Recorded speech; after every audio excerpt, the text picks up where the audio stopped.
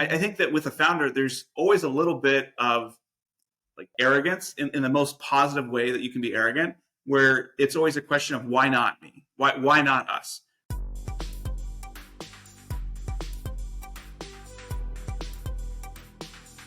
Welcome back to another episode of E-commerce on Tap, brought to you by Sourcify and ISBA. I'm your host, Nathan Resnick, joined by Peter. Aaron. So today we've got a pretty amazing episode on Merit Beauty. I think what's even more fascinating about this, just super fast growing e-commerce brand is its founder, Katherine Power, that we're going to do a deep dive on. But before we get started on that, what caught your eye the past week? What stood out to you the past week? Yeah, so there were two things. The first one was OpenAI released their Figure 1 robot. Did you see this? Yeah, it was pretty incredible.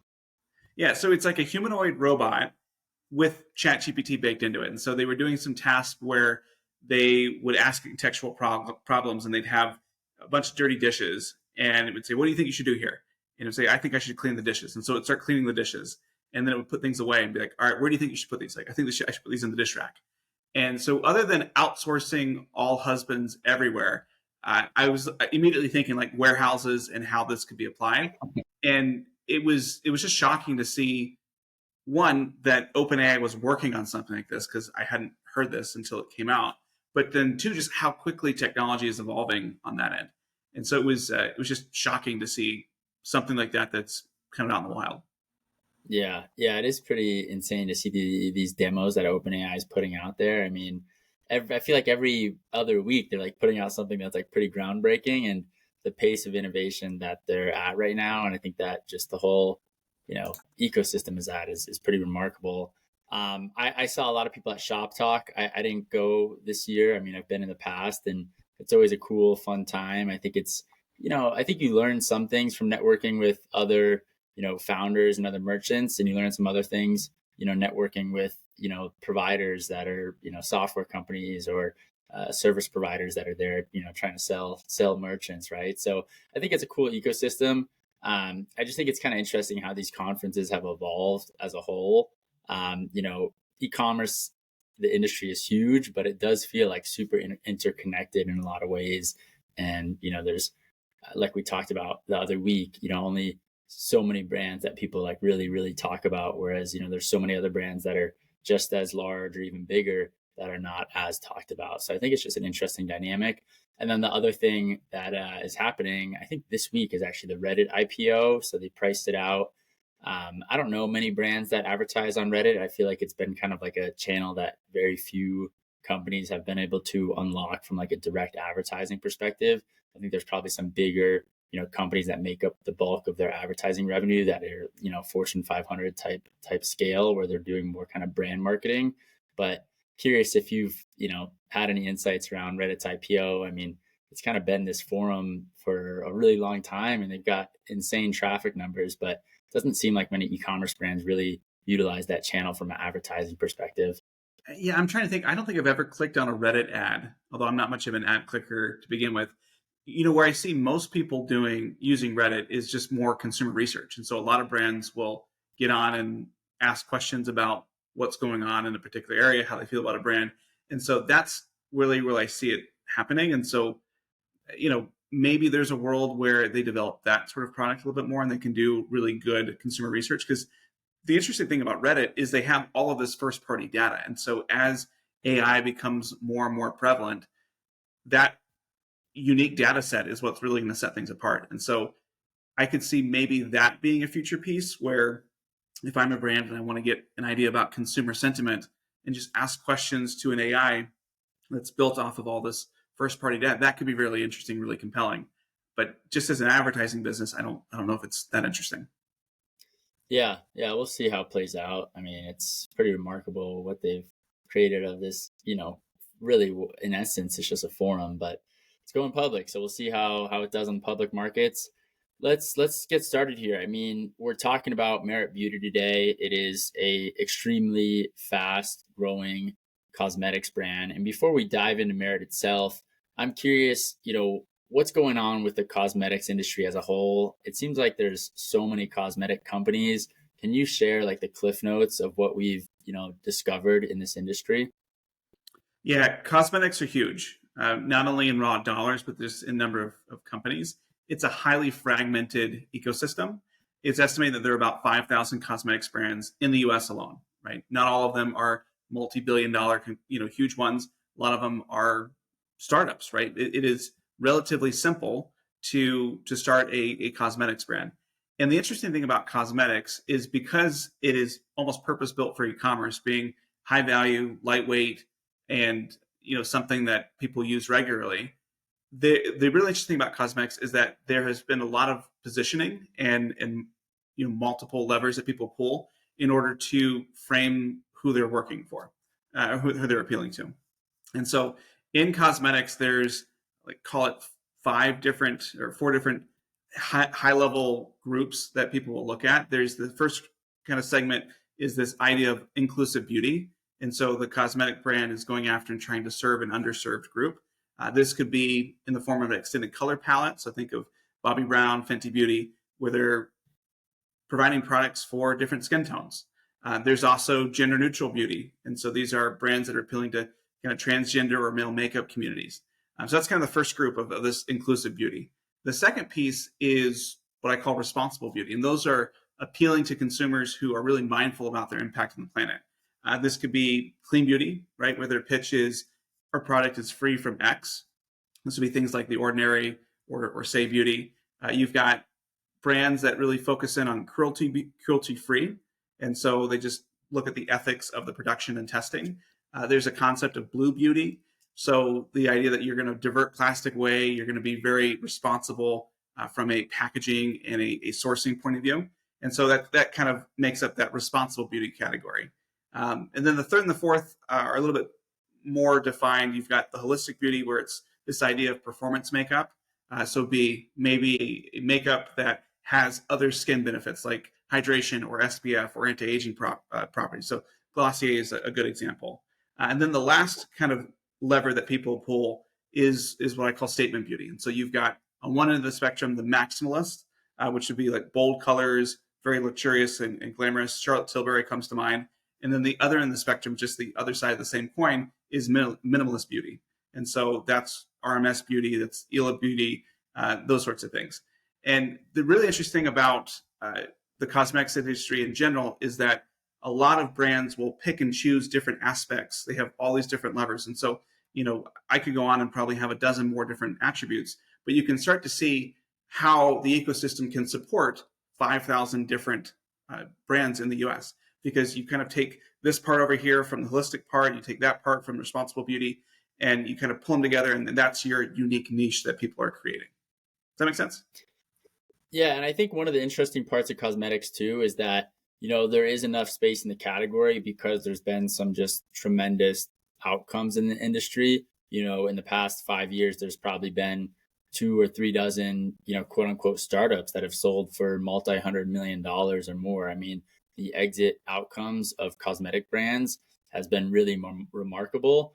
I think partially probably because it's like a routine driven product, meaning like, hey, if I'm using, I don't use cosmetics, but if I were to use, a cosmetic product and I'm going out and using it, it's probably something that I, put on every time I go out. Right. So I think it's that kind of repeat nature of cosmetics that enable them to get us such a high multiple when it comes to exit valuation. And I know we're going to dive into that a bit later in the podcast, but, I guess let's first start with the cliff notes of Merit Beauty in this story.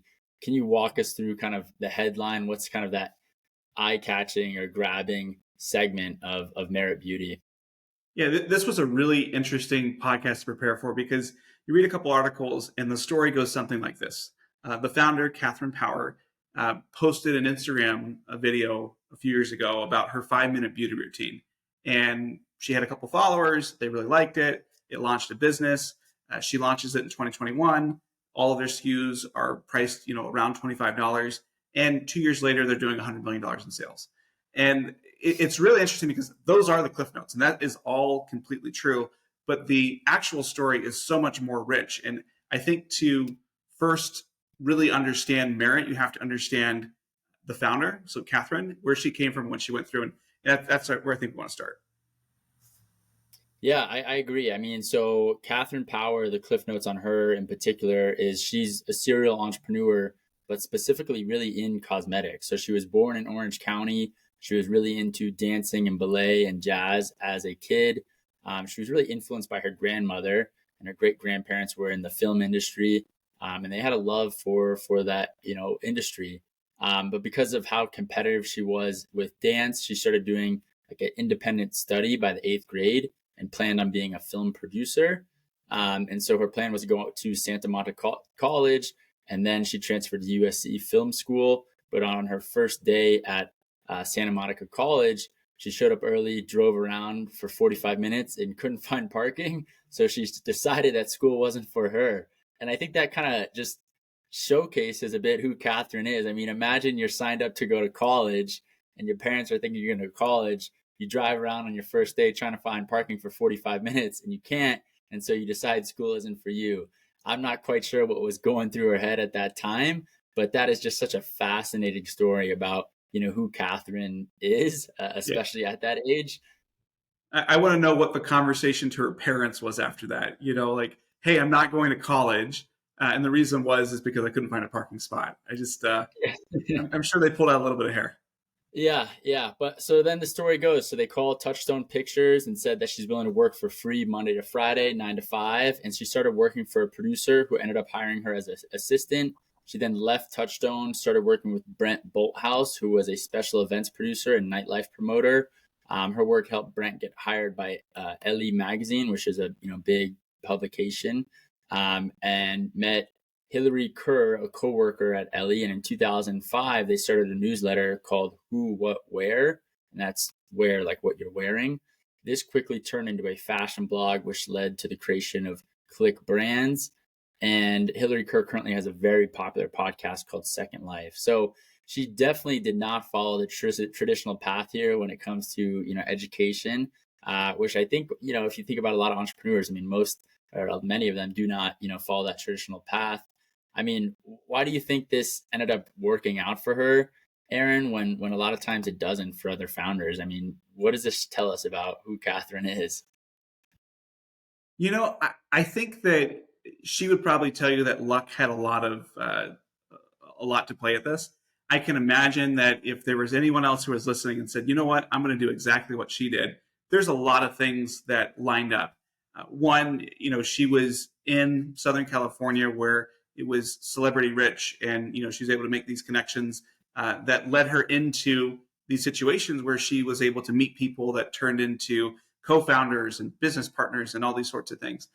But I think that the lesson that anybody can take away from is to kind of be grateful for what you have at the moment that you have it. I mean, I'm sure that when she was working at Touchstone and it was month 3 and she wasn't getting paid and was getting stressed out because she was running errands, that she probably thought, man, this stinks, right? This isn't something that I want to do. I envision my life being different.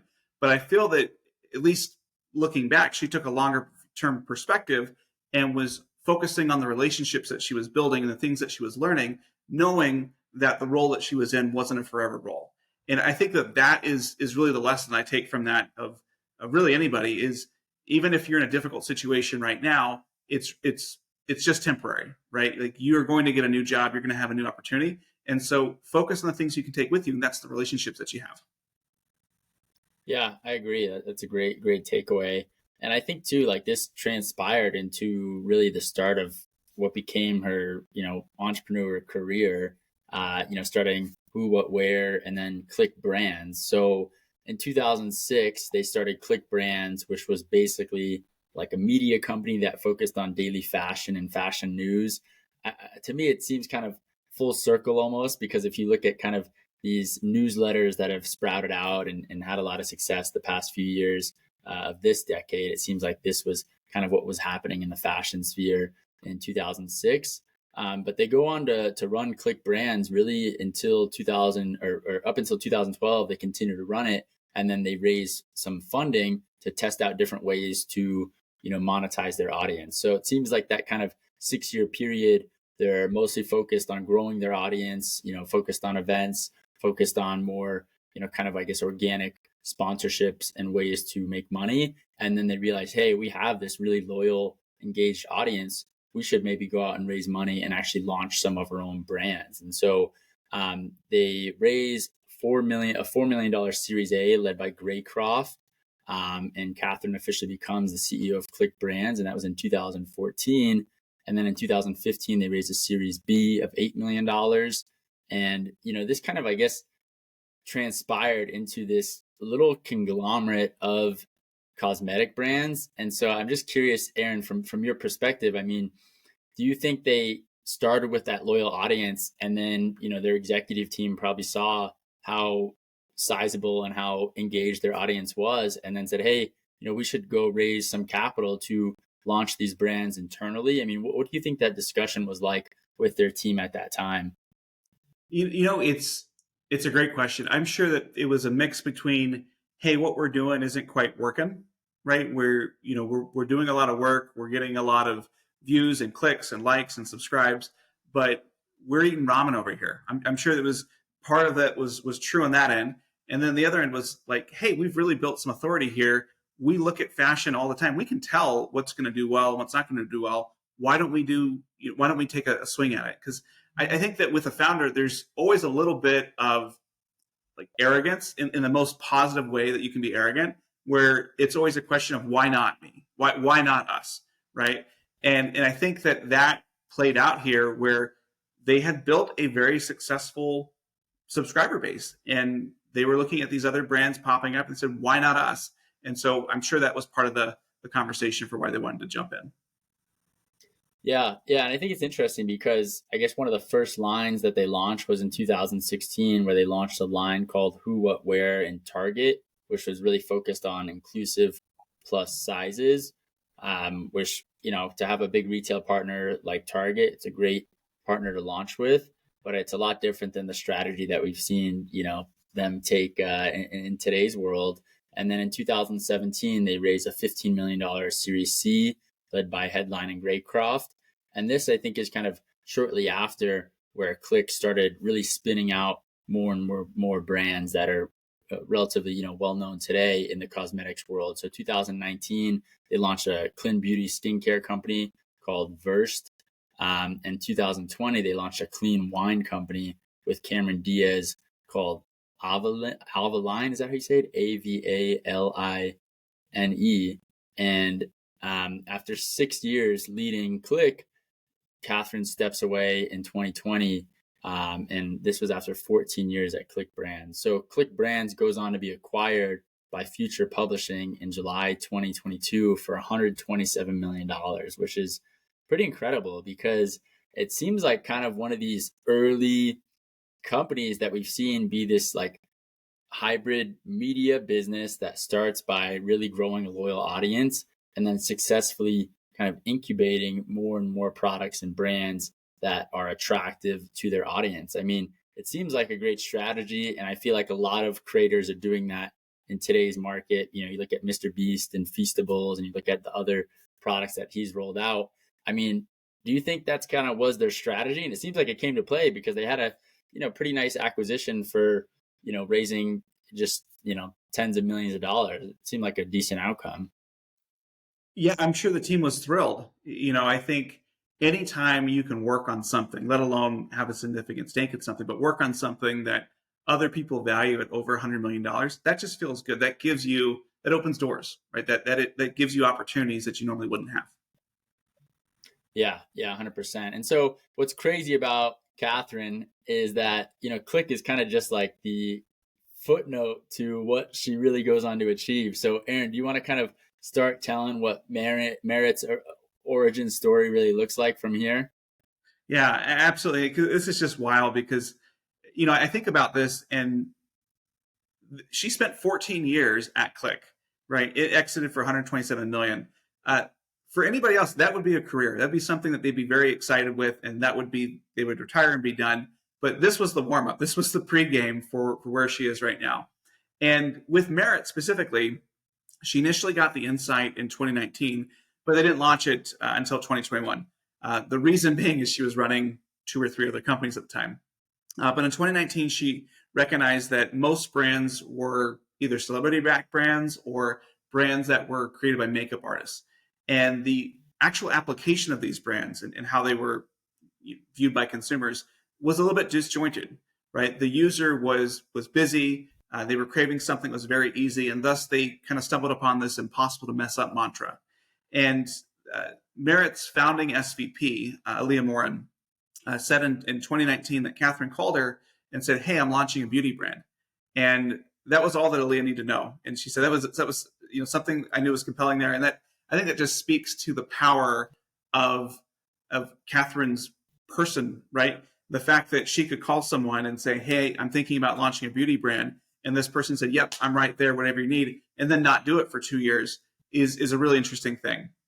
But really, the void in the market that they identified was that there was this little white space for a luxury beauty brand that was clean, well edited, and really was focused on this minimalist aesthetic and trying to bring out people's natural beauty versus trying to couple it up. And so that's really the ethos of what they had when they went in and launched it.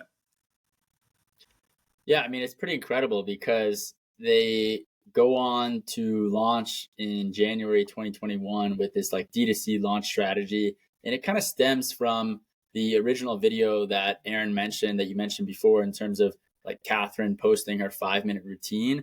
I wonder, do you think her posting that on her Instagram was purposeful to get feedback, or do you think it was like unintentional of just like, hey, let's see if this might work? I'm just curious what you think. Was it intentional or unintentional? Yeah, I mean, anybody who posts something is doing it intentionally, right? So I think that maybe the thought was just to kind of engage with her following and get some feedback. But I don't know if she thought she was going to launch a $100 million beauty brand by making a 5-minute morning routine video. So I think that the truth is probably somewhere in the middle. But really, the secret sauce of this whole thing is really that they've been able to strike some sort of cross-generational appeal. And so their products and formulas appeal to Gen X as well as folks that are 45 and 55. Yeah, it's pretty remarkable. So January 2021, they launched their D2C strategy. Just really, go off to the races. February 2021, they do a Sephora launch. They launched into 400 Sephora locations and 800 Sephora doors by the end of 2021. That's inclusive of Sephora USA, Canada, and Sephora at Kohl's. And so the business kind of becomes 50% D2C, 50% retail. I mean, second year taking like this large of an omni-channel approach, what do you think about that? Because I guess on one hand, you get that immediate distribution from a major cosmetic retailer like Sephora. On the other hand, your wholesale margins aren't quite as strong, but you also, don't have to deal with all the complications of selling your product D2C. I mean, I'm curious, what do you think that looks like from an operations standpoint to have 50% of your revenue, coming from a large retailer like Sephora? It's probably an absolute dream, to be honest. The fact that you've got a balanced channel that's working, and the fact that, if CAC is, retail's all about momentum. And once you're in retail and once people know about what's going on, like that just helps you grow. And the D2C is about building the brand. And so, it's this great symbiotic relationship where the economics are probably just better in retail, right? Because you're not having to worry about acquisition costs or shipping or fulfillment. And then you also have this D2C spend that is accelerating the retail presence. And so I just want to go back to something that, they didn't launch into retail in year 2. They launched into retail in month 2, right? Like they launched in January, and in February they're in Sephora. And that would only have happened because of Katherine's connections and previous experience running Verse basically at the same time. And we'll kind of get into that a little bit later. But it is just remarkable, the fact that they were able to get set up like this from the beginning, and they just were shot out of a cannon. It worked almost too good. It's a beautiful case study. I mean, since their launch, they've sold a product every 17 seconds on their D2C website. So, yep, sold another one. They've garnered more than 350 product reviews with an average rating of 4.87 out of 5. They've been tagged in over 2,000 Instagram photos, and they've sold more than 100 of the 5-minute morning sets in an hour. And so the cool thing about this is that their full routine is really what they sell. And so that allows them to get a lot of even distribution on their SKUs, and people kind of buy the routine versus buying individual products. And so again, just to summarize, January 21, launched D2C, launched the business. February 22, launched into Sephora. And then in September of 21, they raised a $20 million Series A from L Catterton. And it's just like, oh my goodness, like, what is this? This is unbelievable. Yeah, yeah, it is unbelievable. I mean, I think that's kind of I missed that in the notes by saying I think it was a year after, because it was just so remarkable to have that quick of an expansion to go into Sephora. So January to February, they go 50% into Sephora from their sales perspective, which is insane. I wonder too how they finance those early Sephora orders though, because they either had to factor them or they probably raised some money that they didn't disclose, because they didn't disclose any financing before their $20 million Series A in September 21. And so, to be able to expand into 800 stores in a year like that, you need capital. And so there's, they had to either raise some capital when they were starting or put their own money in, or, maybe factored some of the POs. Just kind of curious what that actually looked like. And it sounds like too, they've really right now started to be intentional about their international expansion. Do you want to kind of share notes around what that looks like in 2022 and into 2023? Yeah, so just as a reminder, they decided to go international from day one because they launched into Canada and the US at the same time. And they've really been focused on making sure they're offering a fantastic D2C experience before they launch into a new market. And so the UK is kind of the big one that they launched into in 21, 22. And what they did, which was interesting and a good strategy, is to localize the site. So their UK site is specific to the UK, and it's not just a US site with slightly different spelling of some words. And so that was launched in 2023. In 2022, they decided to branch out from just cosmetics into their first skincare product. It was a serum called Great Skin, I believe. And they launched in October of 2022, and they sold a unit every 3 minutes, despite being out of stock at Sephora and online from November to January. So let me just repeat that again.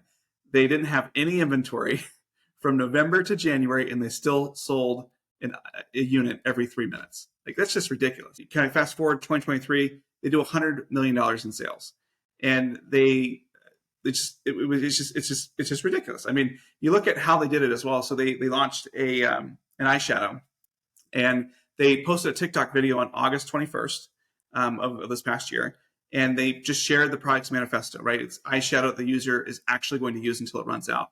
And in the first 24 hours, they had 1 million views, 175,000 likes, and now they've had, I think, 1.5 million views and 225,000 likes with zero ad dollars behind it.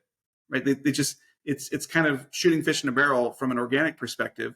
And just recently, about 6 weeks ago from the recording of this podcast, they brought in a new CEO. So Philippe Pinatel, who's a 25-year veteran of MAC Cosmetics. And he's coming in, he's going to run the business. And they think that this can be $1 billion company. I mean, to be $100 million in 18 months, I think, yeah, that's probably a good suggestion. But it's just phenomenal growth here. And I guess I'm curious what your reaction is to that. And if you're Philippe, what are you thinking about your first year on the job? Yeah, I mean, what sticks out to me is when you're sold out and continue to sell that many units, like, how do you then go and forecast what you should actually order, right? Because they're probably going back to their supplier like every day or at least every week and being like, hey, actually we need, X amount of more units, right? And so that's what caught my eye, because, you hear about companies selling out a lot, and typically then they don't really, have many kind of, I guess, pre-order sales during that period. But Merit kind of, I guess, kept the channel going and continued to sell, and was, probably very transparent about, hey, this isn't going to ship for X amount of weeks. And I just wonder what those conversations were like with their manufacturer, because I've been in that situation before, and it's so hard to navigate, because like the manufacturer is kind of confused in terms of like what's going on here. And then, you also are juggling the other side of it in terms of like, well, how many orders are we actually going to get, and when is this going to slow down?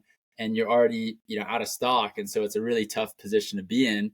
And so I think, if I'm Felipe, becoming CEO of Merit, I'm focused really on forecasting and cash management. I mean, those are probably top of mind, especially, when selling out can slow down projected growth, and cash flow can kill a business that's growing fast. And so I think those are kind of my two main focal points that I'd really dive into. It seems like they really have a strong social media strategy, as we've seen in their TikTok, and a pretty strong retail strategy.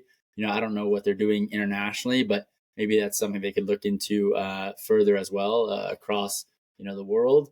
But back to Katherine, I want Aaron to really focus in on her story, because none of this would be possible without Katherine. And to go from 0 to $100 million in revenue in like 2 years is insane.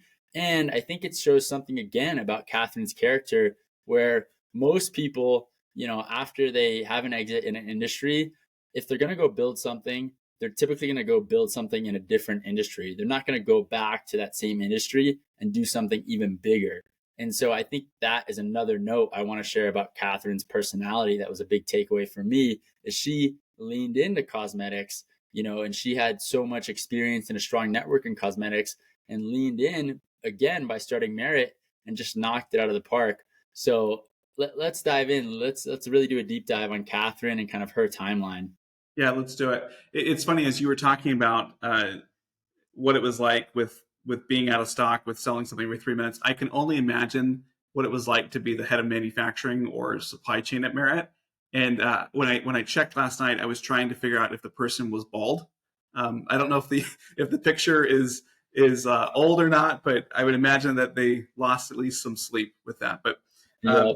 yeah, diving into Katherine, we shared this headline at the beginning of, hey, there was this woman. She had a couple of influencers or a couple of followers. She posted a video. People liked the video. She started a company, $100 million.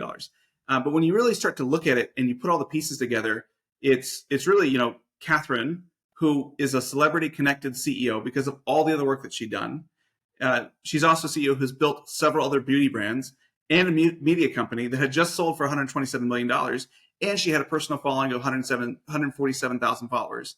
That's who had the idea. And that's who posted this short Instagram video. And so it's one of those things where the way it's kind of framed in articles is that, oh, this is anybody, right? But this isn't anybody. This is probably the most prolific entrepreneur of our generation, of someone who literally can do anything that they want. And she utilized her investor, retailer, and manufacturing relationships to basically fund Merit Beauty with just every possible advantage, right? The fact that they were launching into Sephora 30 days after they launched D2C, that doesn't happen unless you have all of this pedigree and all these things that come into it. And so, when I was looking through this, I was just became more and more impressed by what she has done and how she's done it, that I actually made a timeline, and we'll share this in the notes, but I was just looking at it from the last, call it 7 years. And so I just want to walk through 4 different companies. So you've got Merit Beauty, Versed, Click Brands, and Avaline. And I'm just going to walk through these in kind of a different way. So in 2017, it's just Click Brands, okay? And in 2017, she raised $15 million Series C. And in 2018, she's still running Click Brands. She's the CEO, but she has the idea for Versed, right? That clean skincare company. And she also has the idea for Avaline. And okay, so now we go to 2019. She has the idea for Merit, and she decides to launch Versed, and she serves as the CEO. And so she launches a profitable skincare brand in 2019 while still running Click Brands. In 2020, she kind of focuses more on Versed. She decides to step down from Click Brands, and Versed does about $5.3 million in revenue that first year. They expanded to Target. And she launches Avaline. And so, she's got, I think she can only run 2 companies at a time, or has to run 2 companies at a time better.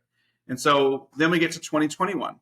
And okay, so at this point, she's evolved with Avaline, selling the clean wine. She's the CEO of Versed. And then in 2021, she launches Merit. as a CEO, $20 million Series A in the first year. Versed is doing $11 million in 2021. And it's just, you're kind of looking at this as like, all right, has she figured out cloning? How is this happening? Like, this is just astounding. And then, kind of advance to 2022. Versed is doing just under $20 million in revenue, and Click is acquired for $127 million, right? So huge liquidity event for her in 2022. 2023, Merit, like we said, is doing $100 million in sales. Versed is doing $40 million in sales. She decides to step down as CEO of Versed, and then in 2024 decides to step down as CEO of Merit. And so, as I looked at all this, I had to double check that there were not multiple people named Katherine Power, and that she didn't have multiple twins or person, because this is amazing. To do any of these companies singularly would make you a wildly successful entrepreneur. To do all four of these in roughly the same amount of time is unprecedented. And I don't think I've ever met anybody who has been as prolific as this and has been able to figure it out than Katherine. I would love to meet her sometime. I'd love to ask questions and just be like, teach me what you know, because this is just mind blowing. But Nathan, as I'm thinking through this, I had a couple questions. And the first one is, how hard of a sell do you think it was for the investors to give her money and let her run two adjacent companies at the same time? She must have had an incredible team that supported her to achieve, all these outcomes with 4 different businesses is remarkable. It's a great question. I think honestly, it was market timing in terms of, a lot of money flowing during that ZERP period, zero interest. And number 2, just, the results of these brands are kind of speaking for themselves. They're each growing at an incredible click. Versed isn't growing quite as fast as Merit, but it goes from 5.3 to 11 to almost 20 million, which is still a great growth and extremely impressive. So yeah, I think it's a good question. I would want to talk to her COO or chief of staff to understand how did they really put the pieces together behind the scenes. I think that would be really interesting. Yeah, I think the thing that's most remarkable too is it almost seemed that by adding more companies in the mix, her velocity increased, right? You would expect that as you're splitting focus between Click and Verse, for example, that one or both would suffer. But it seems that she was able to do it in such a way that with each successive company she worked on, they became more and more profitable, higher revenue, hit milestones faster. And it was just this amazing tuition, so to speak, of again, to your point, the team that she had around her, the foresight that she had. And, really one of the things that struck to me is, she seems to have recognized her limits.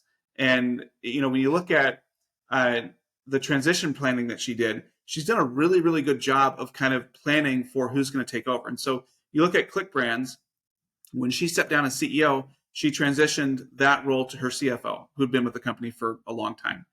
With Aveline, they transitioned the CFO to the CEO role. With Verse, they brought in a Dollar Shave Club executive who had been at J&J for a while, and they had a handoff there for about a year. And then with Merit, like we talked about, they brought in Philippe, who had spent 25 years with Mac. And so it's interesting where she's got kind of 2 models here, where at the beginning it was, let me promote from within people who understand this business and these nuances very, very well. And then in the latter 2 companies, it's been more, let me go find someone with a great pedigree who has been where we want to be, and let me bring them in and support them. And so, I guess the second question I have when it comes to Katherine is, given that she appears to have this amazing self-awareness to know when it's time to leave and that she's leaving on her own terms, how do you think she knows when it's time to step away? That's a really good question too. Yeah, I would think it stems from her self-awareness. I feel like the answer is almost in the question there, where it stems from her self-awareness to understand, hey, I think I'm, capped out in terms of my knowledge. We need to bring in someone that's taking this from 100 to 1 billion, right? Which seems like to be the case of Merit, bringing in Felipe. I think probably similar dynamic with Versed. And I think too, with Versed, it might've been something along the lines of her seeing the remarkable growth of Merit and really wanting to focus more time there. But she is kind of like the Elon Musk of cosmetics, if you will. She really has had so much success within the cosmetics industry. And I mean that as, such a great compliment in terms of her capabilities, because she knows how to execute, she knows how to raise capital, she knows how to put together the right team, and she knows how to see a gap in the market and solve these problems within the cosmetic industry. So I think it's remarkable to see what she's done. I mean, I feel like she could almost go on and do anything after this. What do you think is next for her, Aaron? I think you're right. I think she can literally do whatever she wants. Look, she's had a life changing amount of money with Click. And again, I don't know how much of that she owns, but not 0%. Uh, she's also worked incredibly hard the last couple of years, and so maybe there's a part here where she is just going to downshift a little bit and just play the chairman role and do some angel investing or advising.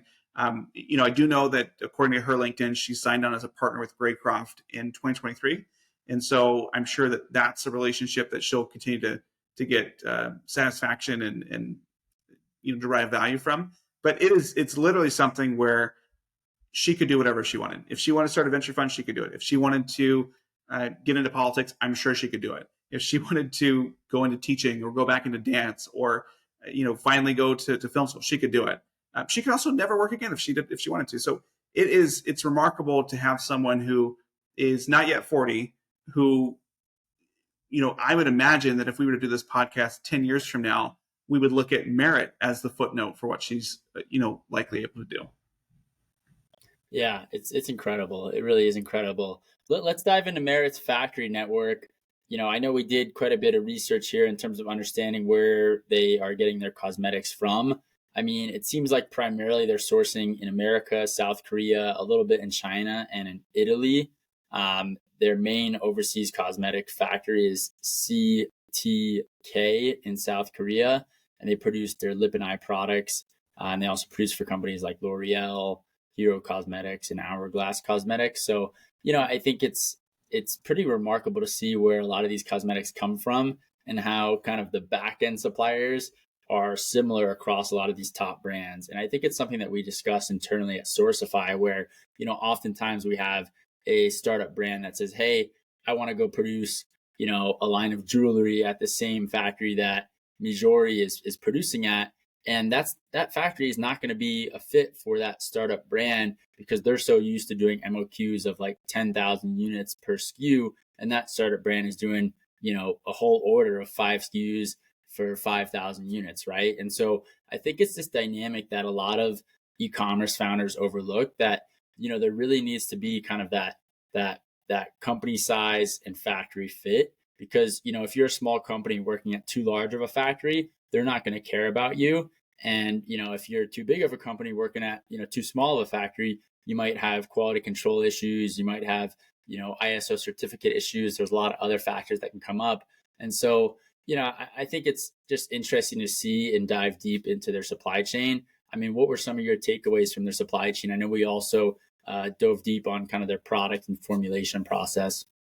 Yeah, I think one of the most interesting things about cosmetics is that you can have the exact same product or formulation within reason, coming from one of these manufacturers that's going to someone else. But because of the marketing position we talked about, the branding, the packaging, all those things can appeal to a completely different demographic or client. But specifically on the product or formulation side, they've really leaned in for the clean beauty and the minimalist branding point of view. And so they have removed about 1,300 potentially harmful ingredients from consideration in their products.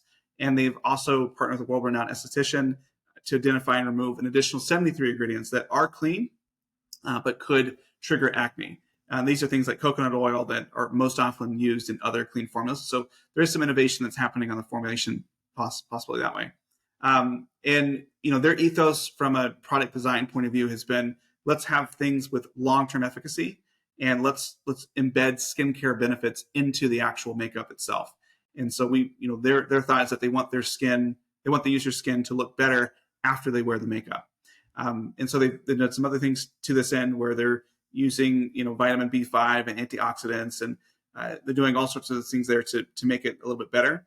And then the last kind of part with their sourcing strategy is that they've made sustainability kind of a hallmark of what they're doing. And so 50% of their assortment uses 30% or more PCR or recycled plastic. and everything is SFI or FSC certified. And one of the things that's interesting is that when they ship products, the foam that they use is actually made out of cornstarch. And so rather than going to landfill and disintegrating in 700 years, you can actually run it under your faucet, and it dissolves, which is kind of fun. It's a cool magic trick I like to do with my kids. That's awesome. That's cool. I think too, they also had a lot of innovation around their packaging, and packaging innovation really involves custom tooling, which, is an investment when you're starting out. To me, they were, well capitalized to make these investments, but, their bronzer is a good example and something that stuck out in our research. Most bronzers come as powder or round sticks, and their bronzer actually was molded off of a deodorant stick. And so they kind of focused on a lot of the UX issues in the current format of some of these cosmetics and iterated from there. And so the product's curved design is so much more intuitive and easy to use compared to other bronzers. And I think too, that's like such a key component of why Merit was successful, is because they really focused on the UX and the user experience in terms of, hey, how are our customers applying these cosmetics and how can we better fit into their routine? And that, I think, is kind of what coined that, 5-minute type of cosmetic routine that they really became popular for. And so I just think it's really highlighting how strong their product team was, because not everyone can just go look at a cosmetic product and adjust the packaging to make it even better. And so I think, it goes to show they had a really strong supply chain and product team to make those adjustments and make those investments. Yeah, you compare this with some of the makeup artist brands that are out there, and they are all about the art, right? And so a lot of the brushes or application methods will are kind of built with this idea in mind of, hey, you're sitting in a chair, someone is doing this for you, or you're doing it for yourself, and you're making these really fine touches and tweaks and things like that. And that is awesome when you're a celebrity that's going to go on stage and someone else is doing it for you. But it breaks down a little bit when you're a busy mom or a student, or you're late to work. And so I think that they really took some of the learnings that I think they had from running a media business and thinking about user experience and what they're going to go for, and really embedded in there. Those good. Yeah, I was gonna ask you, did you place an order at Merit Beauty? I mean, I know for those that are listening for the first time to E-commerce on Tap, Aaron is usually our token customer at these brands that we do a deep dive on. And so he's gotten True Classic t-shirts. He's ordered stuff off Temu, which is pretty cool. Aaron, tell us about the fulfillment network. Did you get your Merit Beauty order?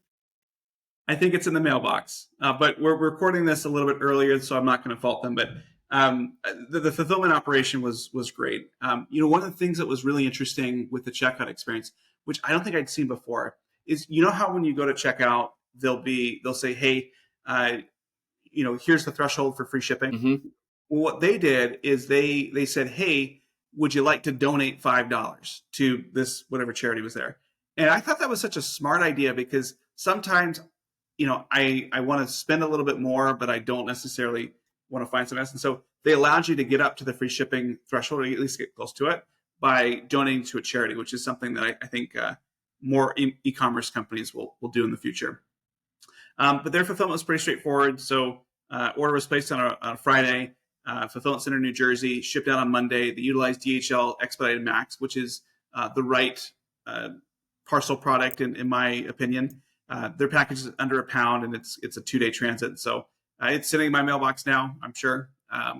But no, the fulfillment operation was really good. But as I was thinking through and dissecting the supply chain, I really just kind of came up with this revelation that cosmetics are the equivalent of SaaS in the CPG space. These things are lightweight, high value. They're custom built for e-commerce. There's a high degree of repeatability. And there's an infinite number of ways that you can position a brand. And the interesting thing too about it is that, at least in cosmetics and color cosmetics, the supply chains are fairly US centric, which is very different. Looking at some data from Statistica, they said that the US was number 1 in terms of the number of color cosmetics manufacturers, with 136 potential factories. And Canada was number 2 with 6. So again, 136 possible manufacturers in the US as number 1. Wow. Number 2 was 6. And so it was just this huge piece where I can see why so many people start cosmetics companies, both because of the exit opportunities, the infinite ways that you can position a brand, and then the fact that the supply chain, for the most part, can be localized to a good extent. Yeah, I mean, I'm glad to hear that fulfillment was strong. And to be clear, this orders for Aaron's wife, not for Aaron. I don't think Aaron's going to be using bronzer on our next e-commerce on tap podcast. But it is interesting to see, and I think if you can, make your products in America, you're going to have a relatively easier supply chain in general. Still some of those components like Merit's packaging, I don't know, it could be coming from Asia. We're not sure. But that's something that I've seen a lot of different CPG brands do is they'll make their products in America, but their packaging is still done in China. So that's something to be aware of as well. That's what they're doing. So all the bags and special things are sourced out of China. And it's really just the color cosmetics filler piece is what I was looking at from a US centric manufacturing. Got it. Makes sense. And I think too, I mean, Merit right now, so this year they'll probably do what, like 150, who knows how much, definitely over 100 million. But with Felipe's expertise in there, I'm sure they're growing quite a bit.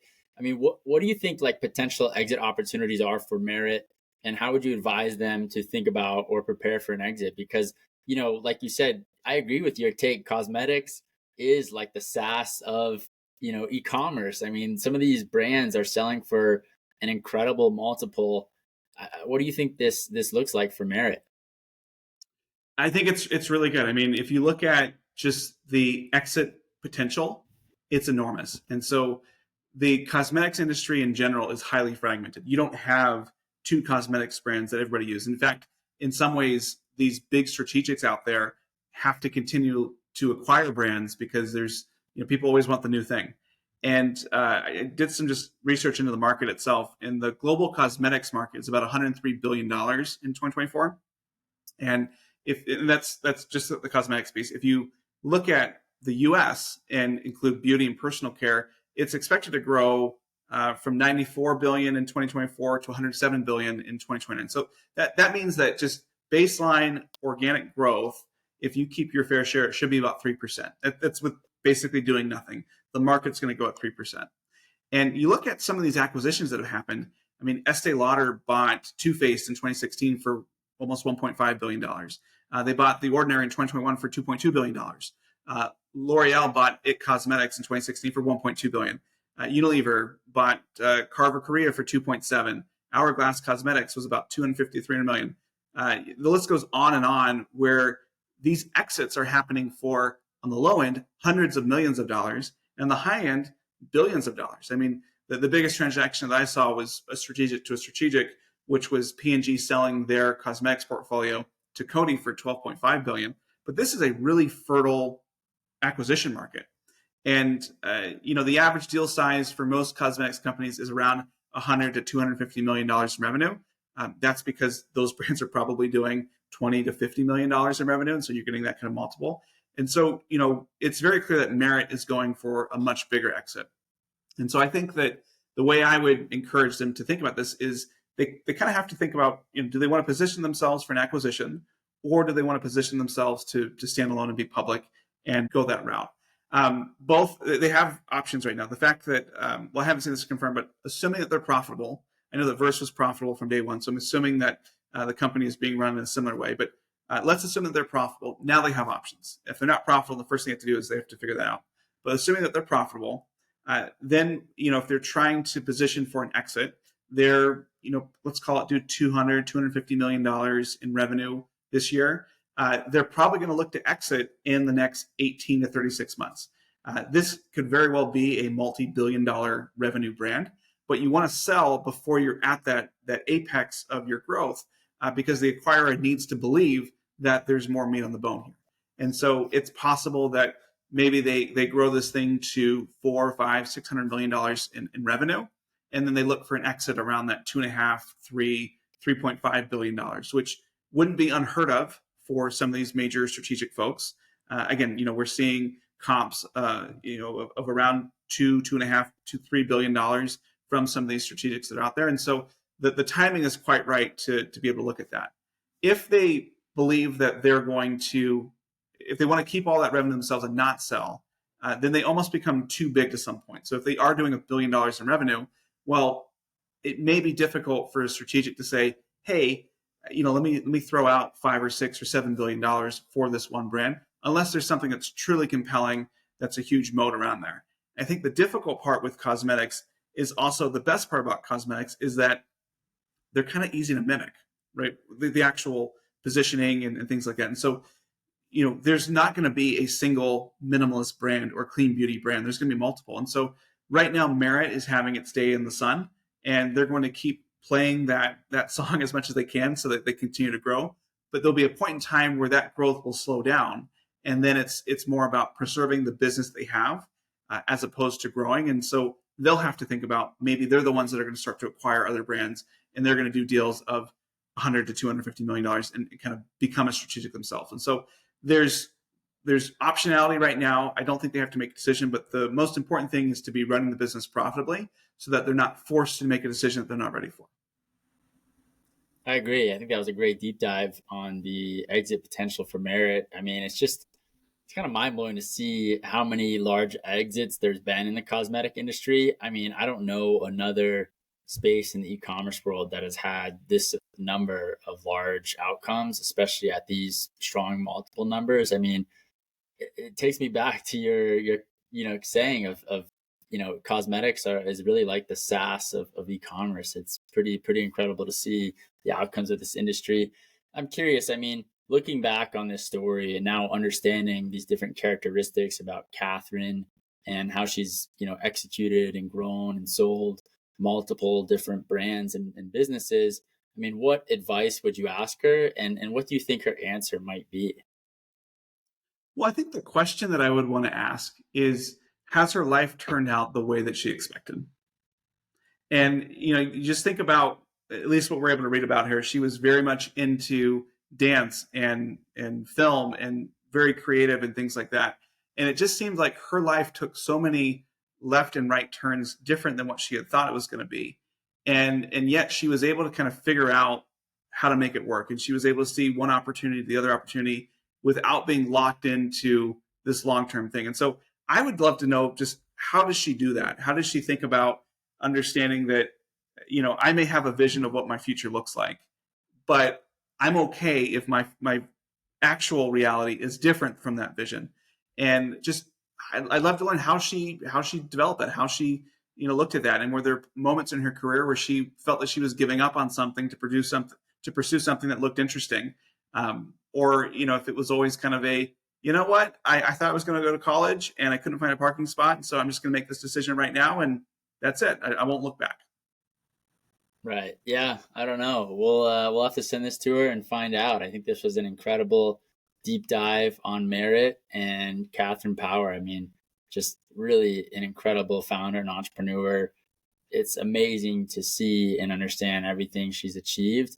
And I think Merit's going to sell for $1 billion in the next 2 years. That's my estimate. I think they are going to continue to grow a lot. I think they're going to get approached by L'Oreal or one of these, larger players and get bought, and it's going to be a great exit for their whole team. So it's an incredible story. Anything you'd like to add before we wrap up here on E-commerce on Tap, Aaron?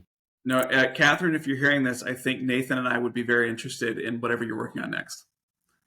Yeah, 100%. That would be amazing. And thank you everyone for listening in to this episode of E-commerce on Tap. Please like, subscribe, comment. You can find Aaron or myself on LinkedIn or Twitter, and we really appreciate you listening in to this episode of E-commerce on Tap, brought to you by Sourcify and Isba.